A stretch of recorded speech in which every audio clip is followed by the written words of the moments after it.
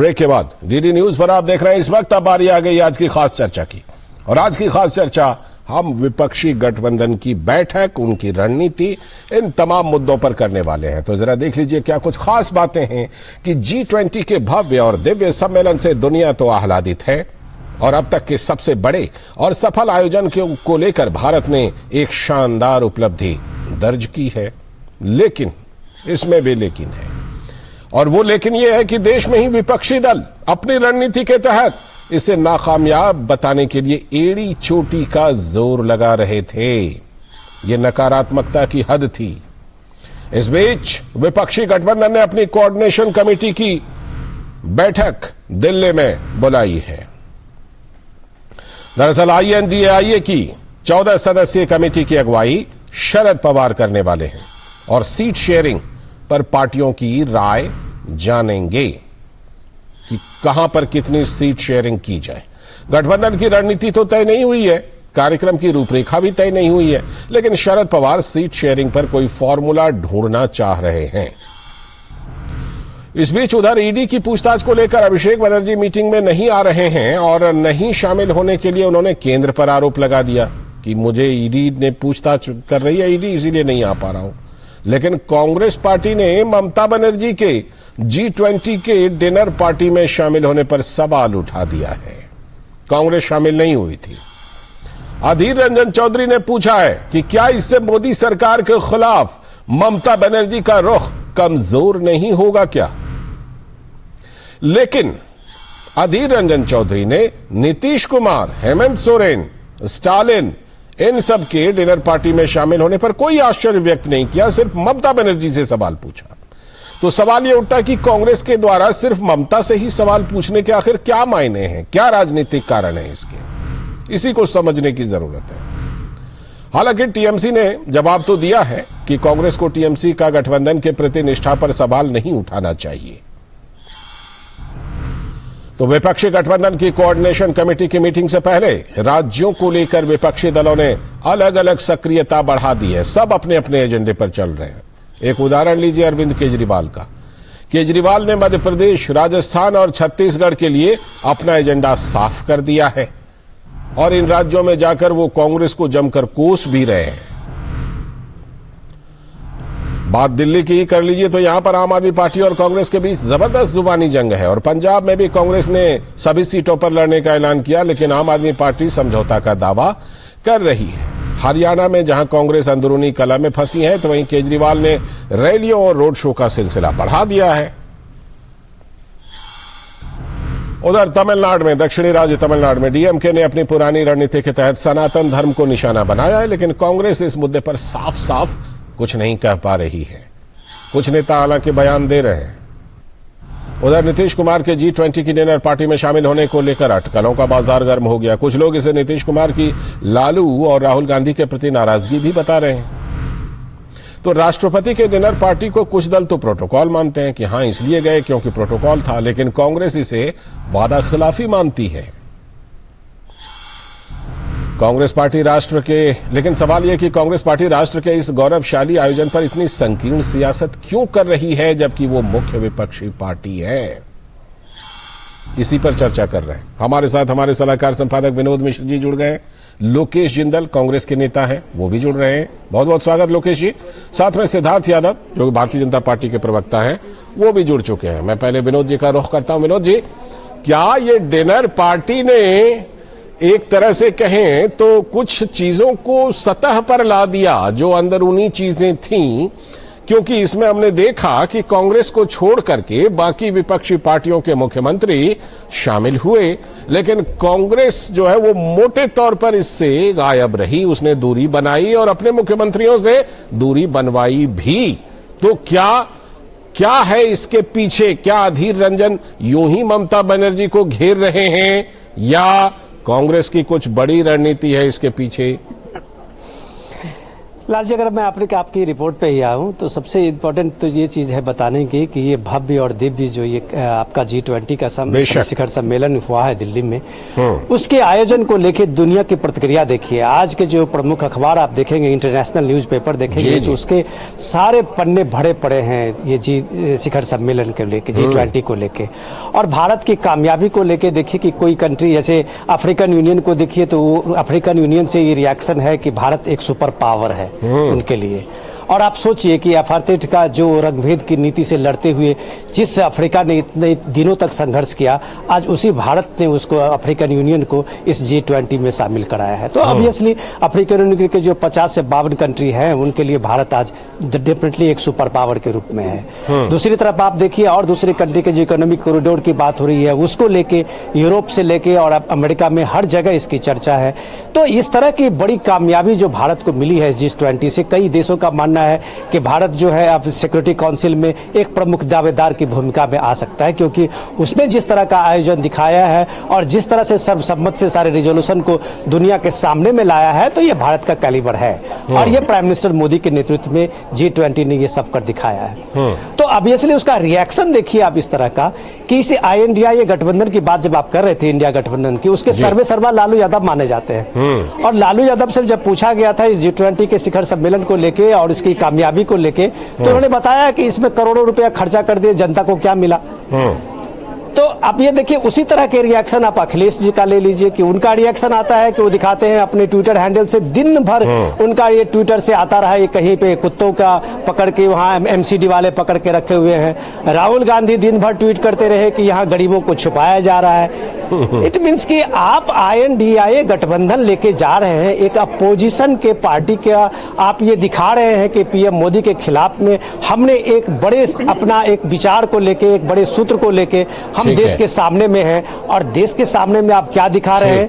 एक जो बड़े नेता है वो कह रहे हैं कि इससे फायदा क्या, दूसरे नेता कह रहे हैं कि इसमें कुत्ते बिल्ली को आप पकड़ के रखा, तीसरा कह रहे हैं कि आपने गरीबों को ढक दिया है। तो आपको दिखाने के लिए, आपको देश में ले जाने के लिए इस मोदी सरकार के खिलाफ में कोई एजेंडा नहीं है। इसीलिए जब ये दाव पेच की बात होती है तो जैसे ही ममता बनर्जी यहाँ प्रेसिडेंट के डिनर पार्टी में शरीक हुई थी तो अधीर रंजन ने सवाल उठा दिया कि आखिर इसका राजनीतिक मकसद क्या है ममता का, पहले वो बताए।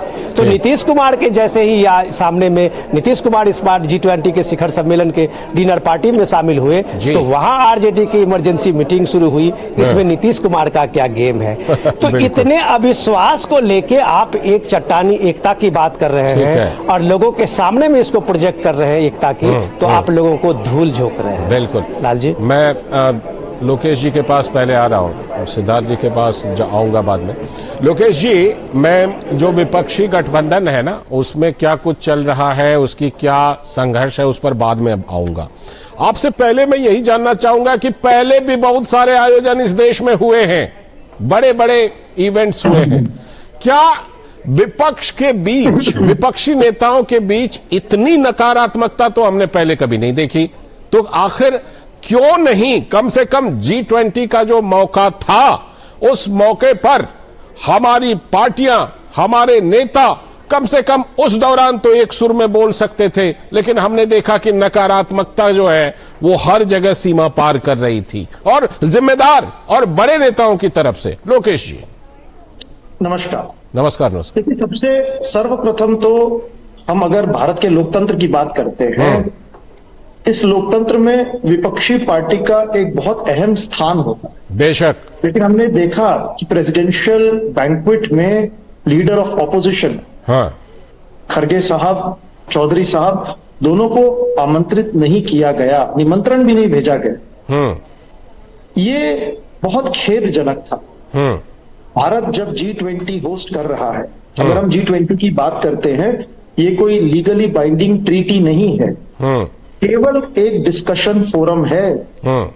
G20 के तहत कोई भी अगर करार होता है, ये किसी भी देश पर बाध्य नहीं है। कोई भी देश इस पर बाध्यता नहीं इस पर एनफोर्स की जा सकती। अब न्यू दिल्ली डिक्लेरेशन की बात की गई, हमने देखा, उसके बाद में अफ्रीकन यूनियन को शामिल किया गया, बहुत सारे सकारात्मक दृष्टिकोण रखे गए, G7 के साथ साथ डेवलपिंग कंट्रीज की बातें रखी गई जी। लेकिन अहम मुद्दा यह है कि भारत ने अपने आप को एक लोकतंत्र, मजबूत लोकतंत्र की तरह उपस्थित किया। इसमें अगर विपक्षी पार्टी भी शामिल करते हमारे प्रधानमंत्री, तो इसमें भारत की लोकतंत्र व्यवस्था और मजबूत दिखाई पड़ती, एक एग्जाम्पल सेट होता। ठीक है, आपने बात उठाई कि विपक्षी नेताओं को भी शामिल करना चाहिए था। मुझे लगता है कि जब उन्होंने लिस्ट बनाई उसमें कांग्रेस के मुख्यमंत्रियों को भी बराबरी से निमंत्रण गया, लोकेश जी, और उन्होंने एक क्राइटेरिया बनाया होगा कि डिनर पार्टी में किनको शामिल करना है। जहां तक आप कह रहे हैं कि मल्लिकार्जुन खड़गे को या दूसरे और नेताओं को आमंत्रित करना चाहिए था, मैं आपको कहूंगा 15 अगस्त को क्या हुआ था लाल किले पर, उसको जरा याद रखिएगा। मल्लिकार्जुन खड़गे को इनवाइट किया गया, आमंत्रित किया गया और वो वहां पर नहीं पहुंचे। मैं इन चीजों पर आऊंगा, आपके पास जरूर आऊंगा, लेकिन पहले सिद्धार्थ यादव जी के पास। सिद्धार्थ जी, लोकेश जिंदल जी का आरोप है कि भाई आपने विपक्षी नेताओं को इसमें शामिल ही नहीं किया। अगर आप शामिल करते विपक्ष के नेताओं को तो वो इतने नकारात्मक फिर नहीं होते, वो भी अपने सुर में सुर मिलाते इस मेगा इवेंट में। सिद्धार्थ जी। जी लालचंद्र जी, सबसे पहले तो नमस्कार। नमस्ते। और आपके सभी दर्शकों को एक जो सफल आयोजन, भारत की प्रतिष्ठा को पूरे विश्व में बढ़ाने वाला एक ऐसा आयोजन जो हमारे देश में भी कल संपन्न हुआ, उसके लिए बहुत बहुत बधाई और शुभकामनाएं। लालचंद्र जी, जो 2 दिन 3 दिन हमने देखा था वो कोई सामान्य नहीं था। ये ऐसे दिन देश देखने के लिए तरसते हैं, और भारत ने भी बहुत समय बाद ऐसा देखा कि पूरा विश्व कैसे हमारे कहने पर, हमारी बातों पर सहमति जताते हुए वो जो वैश्विक समस्याओं का समाधान हम दे रहे हैं उस पर हमारे साथ कंधे से कंधा मिलाकर के खड़ा था। ठीक है। जो नई दिल्ली की डिक्लेरेशन हुई, ये आज तक की G20 में जितनी सहमतियां बनी है उनसे भी 2.5 गुना ज्यादा थी। 117 डॉक्यूमेंट्स पर सहमति बनी है लालचंद जी। और ऐसे क्रिटिकल डॉक्यूमेंट्स जिसमें रूस और यूक्रेन युद्ध, जिनके लिए 200 डेलिब्रेशन की बैठकें हमारे अधिकारियों को करनी पड़ी, पर अंततः उस पर भी जाकर के हम सहमति बना पाए, जो ना पिछले साल बाली में बन पाई थी, ना उससे पहले इटली में बनी, ना फ्रांस में बनी, कभी नहीं बनी। पर वो भारत में जब सब नेता आए तो हमारे देश में बनी। पर एक बात जो मन को कचोटती है वो ये है कि जैसे जैसे हमारे G20 क्या जो कार्यक्रम आगे बढ़ रहा था, बैठक आगे बढ़ रही थी और भारत का ग्राफ ऊपर जा रहा था, वैसे वैसे ही विपक्ष की घृणा भी बढ़ती जा रही थी। पहले तो उन्होंने सवाल पूछा है, उसका दीजिए जवाब। उनका कहना है कि भाई हमें इनवाइट नहीं किया। मैं लालचंद जी बिल्कुल जवाब दे रहा हूँ। प्रोटोकॉल के मुताबिक जितने भी मुख्यमंत्री हैं वो सब उस कार्यक्रम में बुलाए गए थे। ये तो मैंने भी थी, उसमें अखिलेश उसमें ममता जी भी थी, उसमें सुक्खू जी भी थे, उसमें तो कर्नाटक के मुख्यमंत्री भी थे। ये सब कौन से दलों के थे? ये विपक्ष के ही तो नेता थे। पर अब सिर्फ राहुल गांधी जी, सोनिया गांधी जी को नहीं बुलाया गया, तो ये मन को इतना कष्ट देगा कि आप देश के होने वाले कार्यक्रम पे सवाल चिन्ह उठा देंगे। नहीं, राहुल गांधी और सोनिया गांधी तो अभी किसी पद पर है भी नहीं। हाँ, तो क्यों बुलाया जाएगा? एक सांसद भले हैं लेकिन किसी वैसे पद पर नहीं है। बिल्कुल लालचंद जी, और इसलिए देश को इन सब सोच से आगे बढ़ना चाहिए। हमारे संवैधानिक दायरे में जो संविधान के हिसाब से तय किया गया, और आप कह रहे हैं, अभी हमारे लोकेश जी कह रहे हैं कि विपक्ष को नहीं बुलाया गया, नहीं बुलाया गया। अरे जिनको बुलाया गया था उन पर तो आप कैसी टिप्पणी कर रहे हैं? जो आए खुद विपक्ष के नेता, नीतीश जी आए, ममता जी आई, उनके तो आप पीछे हाथ धोकर पड़ गए कि इनको नहीं जाना चाहिए था, ये क्यों गए? और ऐसी बातें आप उसको भी एक मुद्दा बनाना चाहते हैं। ये मैं मानता हूं कि जो विपक्ष की एक सोच है कि परिवार से बाहर कोई नहीं, हमसे बाहर कोई नहीं, हमारा एक वो बुला लेते हैं। आपके मुख्यमंत्री तो झूठ बोल रहे थे, हमारे लिए एयर स्पेस नहीं है, ऐसा नहीं है, वैसा नहीं है। तो ये बहुत अच्छी बातें हैं जब भारत ऐसी प्रतिष्ठा को पा रहा हो, ऐसे समय में जिस प्रकार का विपक्ष का रवैया रहा है, विपक्ष को परिवार से बाहर निकालने की कोशिश कर रहे हैं ना। मैं आता हूं आपके पास। विनोद जी, हाँ विनोद जी, एक ये बात, जो तमाम चीजें हैं, विपक्ष का जो रोल रहा वो तो रहा ही, लेकिन जरा आप देखिए कि चाहे सीट शेयरिंग हो, चाहे जो कोऑर्डिनेटर है, जो समन्वयक है, वो कन्वीनर जो है वो चुनने की बात हो, या चाहे एक रणनीति की ही बात हो कि डिनर पार्टी को लेकर एक रणनीति होनी चाहिए, इतनी सी भी एक रणनीति, एक प्लेटफॉर्म पर एक मत विपक्ष की पार्टियां नहीं हो पा रही हैं, ये एक बड़ी चुनौती है। लाल जी, मैं आपके सवाल पे आऊं से पहले मैं लोकेश जी का एक जवाब देना चाहता हूं। उसमें सिद्धार्थ जी तो उसके जवाब देते देते बीच में आपने कुछ इंटरप्ट किया था। लेकिन मैं सोच रहा हूं कि शायद उसको सब पूरा नहीं कर पाए होंगे। मैं उसका जवाब देते हुए बता रहा हूं कि लोकेश जी तो जिस डेमोक्रेसी की बात कर रहे थे ना, और कह रहे थे कि अगर ये लोकतंत्र में कितना अच्छा होता कि अगर सारे विपक्ष के लोगों को भी जाता इस इन्विटेशन और सारे लोग आते जी। लोकेश जी को शायद मैं बताऊं कि एक नीतीश कुमार जब यहाँ पे आए, नीतीश कुमार ने पिछले कई मीटिंग में अभी तक शिरकत नहीं किया है, चाहे वो नीति आयोग की भी मीटिंग हो उसमें भी नीतीश कुमार नहीं आए हैं लोकेश जी, जबकि प्रोटोकॉल उनका बनता था एज चीफ मिनिस्टर जी। लेकिन वो इस मीटिंग में आए हैं तो इसका कुछ मकसद है, इसका कोई राजनीतिक उसमें कोई ना कोई दाव पेच है। और दाव ये था कि वो नीतीश कुमार एक तरह से मैसेज दे रहे थे लालू जी को और राहुल गांधी को, अगर आपने उसको इग्नोर किया है तो राहुल गांधी और लालू को दोनों को इग्नोर करते हुए नीतीश दिल्ली पहुंच गए। और ये उनका एक जवाब था कि भाई नीतीश के पास में हमेशा एक मोहरा है, वो इधर के लिए भी है और उधर के लिए भी है, तो ये नीतीश ने अपना मोहरा दिया। तो इसी तरह से आप अधीर रंजन चौधरी को भी देखिए कि उसने भी अपना वही अपना कार्ड खेला था। तो ये सब चीजें जो है वो उनके इस विपक्षी एकता जो INDIA का गठबंधन की बात कर रहे हैं, जिनकी पहली कोऑर्डिनेशन कमेटी की ये मीटिंग है, शरद पवार जी सबसे सीनियर लीडर हैं उसमें, और उसमें कई जूनियर लीडर भी जो कई पार्टी के हैं, ये लोग बैठ रहे हैं सीट शेयरिंग के लिए और ये तय करेंगे कि किस स्टेट में कौन सा कितने सीटों पे हमें अपने अपने कैंडिडेट को उतारना है। ये इंपॉर्टेंट मीटिंग है लाल जी, ये बहुत इंपॉर्टेंट मीटिंग है इनके हिसाब से। लेकिन उसके उलट हो क्या रहा है कि अब हो ये रहा है कि आज की मैं खबर बताऊं कि पश्चिम बंगाल में ममता बनर्जी की पार्टी TMC ने अपने सारे constituency, MP constituency, Lok Sabha constituency के लिए उसने कोऑर्डिनेशन के लिए अपना एक बना दिया है कमिटी। यहाँ आप देखिए कि दिल्ली में किस तरह से तू मैं हो रहा है, पंजाब में उनके साथ में देख लीजिए। तो ये आम आदमी पार्टी वर्सेस सारे अपने एजेंडे को लेके, मैनिफेस्टो तक को लेके राजस्थान में आम आदमी पार्टी ने रिलीज किया है, छत्तीसगढ़ में उसने रिलीज किया है आम आदमी पार्टी की तरफ से केजरीवाल ने, और जितना फ्री भी एजेंडा ये दे रहे हैं उसे कहीं ज्यादा देने का ऐलान उसने किया है। तो आप ये बताएं कि ये कोऑर्डिनेशन कमेटी की जो पहली बैठक है, उस बैठक से पहले अगर राज्यों में इस तरह से विपक्ष लड़ते हुए आपने सामने हैं तो फिर ये सीट शेयरिंग का मतलब लोगों के लिए क्या होगा? लाल जी, ये लोकेश जी से आप पूछ सकते हैं कैसे होगा ये। बिल्कुल लोकेश जी, कैसे होगा? लोकेश जी, बड़ा सवाल है जो विनोद जी भी उठा रहे हैं और मैंने भी ये बात उठाई कि देखिए सीट शेयरिंग जैसा बड़ा मुद्दा कैसे आप सॉल्व करेंगे, क्योंकि कन्वेनर का मुद्दा तो सॉल्व हुआ नहीं, डिनर पार्टी में जाना है कि नहीं जाना है, अगर चले गए तो क्या करना है, इस पर जब बात नहीं हो पाती है तो सीट शेयरिंग की बात कहां तक बढ़ सकती है लोकेश जिंदल जी? क्योंकि हमने ऐसी भी चर्चा सुनी है कि कुछ राज्य ऐसे हैं जिनको सीट शेयरिंग से बाहर रखा जाएगा कि भाई उन राज्यों में सीट शेयरिंग नहीं होगी। बताइए लोकेश जी। मैं एक पहले अनुवाद का जो है जवाब दे दूं। विनोद जी ने कहा था कि कुछ राज्य के मुख्यमंत्री जो G20 की बैंक्वेट में अटेंड करने गए थे, उनका एक पॉलिटिकल मैसेज था, ऐसा नहीं है।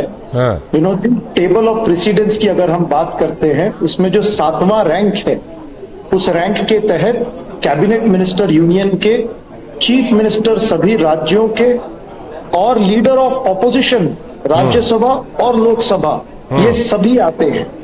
तो जब निमंत्रण भेजा जाता है तो इन सभी को, इसमें फॉर्मर प्राइम मिनिस्टर भी आते हैं। आपको मालूम होगा कि मनमोहन सिंह जी को भी निमंत्रण भेजा गया था। तो इस टेबल ऑफ प्रेसिडेंस 7 के तहत, प्रोटोकॉल के तहत इन सभी को निमंत्रण भेजा गया।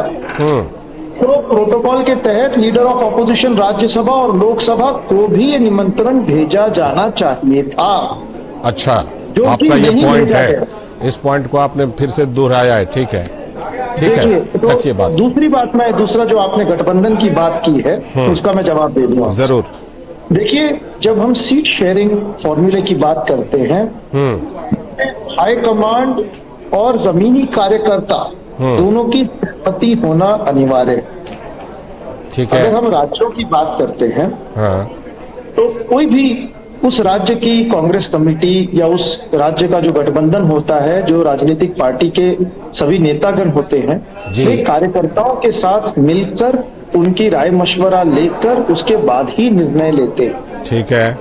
इंडिया गठबंधन है, महागठबंधन है, इसमें एक बार जब निर्णय हायर अथॉरिटीज द्वारा ले लिया जाएगा, इसके बाद वो निर्णय जो है ये एक तरह से टेस्ट किया जाएगा कि जमीनी कार्यकर्ताओं की इस पर क्या राय है। ठीक है, ये उसके अभी तक बाद ये ही प्रोसेस हुआ फाइनल नहीं है डिसीजन लगता लिया है। जाए। अभी तक ये प्रोसेस हुआ नहीं है लगता है लोकेश जी।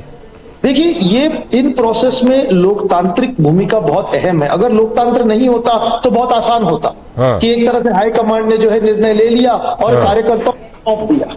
लेकिन है। इसे तो मैं बहुत सकारात्मक दृष्टिकोण से देखता हूं ठीक कि है। देखिए, हर हाँ, जगह बिल्कुल। हर जो कार्यकर्ता की अंदरूनी विचार विमर्श मतभेद के है, बाद में ही निर्णय लिया जा रहा है। अंदरूनी मतभेद को आप लोकतंत्र का खूबसूरत नाम जरूर दे सकते हैं, अंदरूनी लोकतंत्र का।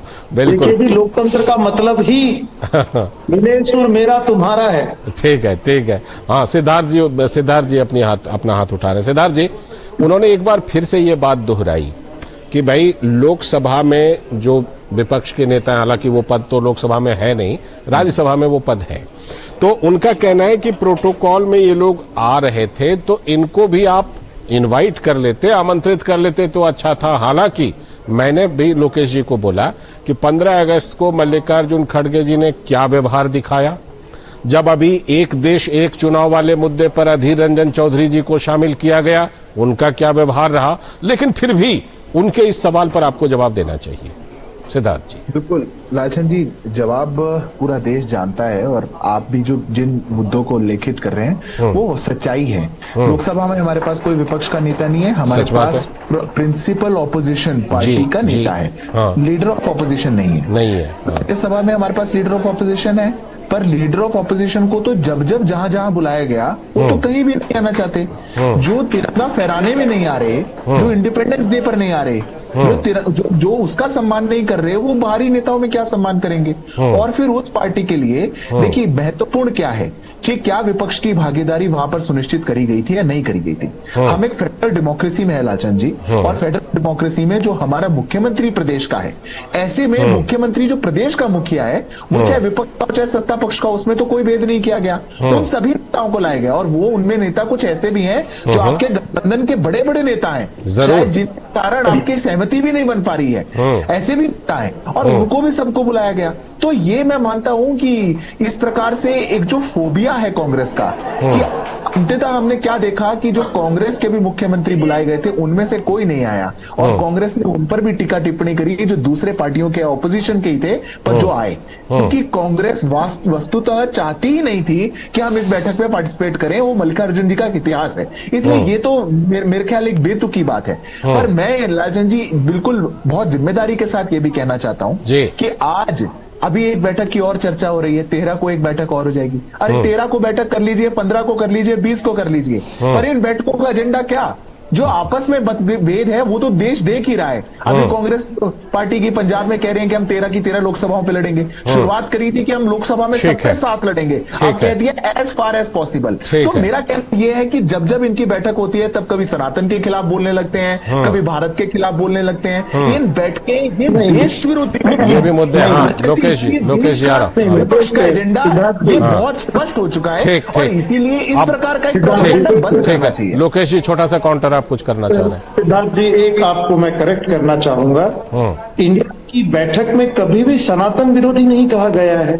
बैठक के बाद उदयनिधि स्टालिन का बयान है, 1 दिन बाद आपकी बैठक के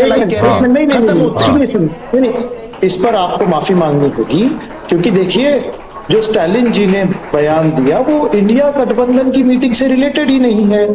देखिए इंडिया गठबंधन डीएमके तो है, डीएमके उसमें शामिल है, बहुत फिक्स रहा है, डीएमके उसमें शामिल है। लोकेश जी बातचीत कर रहे हैं, आप बंद कमरे में बातचीत करते हैं और आपके घटक दल के बाहर आकर के ऐसा बयान देते हैं, और राहुल गांधी उसका खंडन भी नहीं करते, और वेणुगोपाल कहते हैं सबको राइट है, तो मैं क्यों माफी मांगू? आप एक चीज सुनिए यादव जी, देखिए जो इंडिया महागठबंधन की मीटिंग है उसके बाद में जो रेजोल्यूशन पास होता है उसे पब्लिकली प्रेस में और सबको दिखाया जाए। ठीक है, आपका जोर है कि देखिए आपका यह है कि लिखित तौर पर सनातन धर्म के खिलाफ कुछ नहीं कहा गया, लेकिन चलिए, लेकिन लोकेश जी ये मानिए कि डीएमके आपके गठबंधन का हिस्सा है, नंबर 1।